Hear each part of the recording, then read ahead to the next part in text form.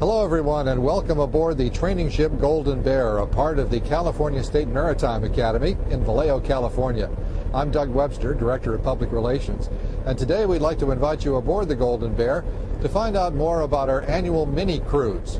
We're on that cruise right now. It's a day-long affair, and it's designed to test all the systems on board the ship and make sure they're functioning properly. During the past school year, we've made a number of modifications to the ship, including some new engine controls, and we've installed a new satellite antenna. And during this day, we're running the ship through its paces to make sure the engine is running properly and all the controls are working.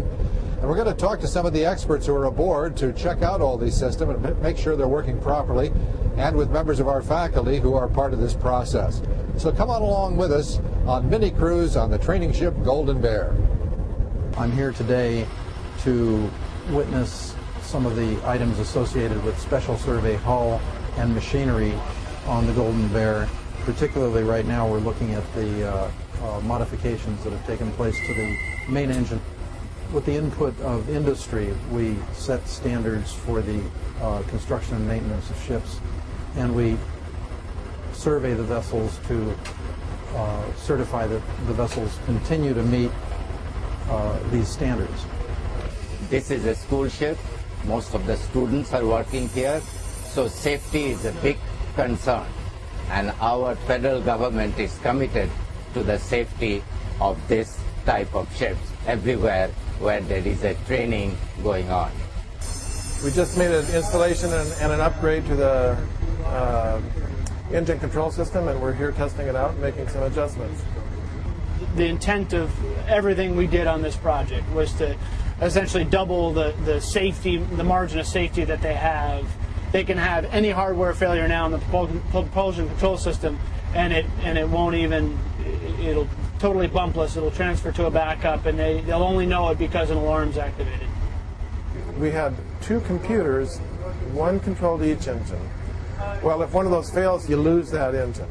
Now, that's okay by the ABS and Coast Guard rules, but they wanted an extra backup. So what we did is we expanded the two PLCs. So now each PLC, which is really a computer, controls each engine.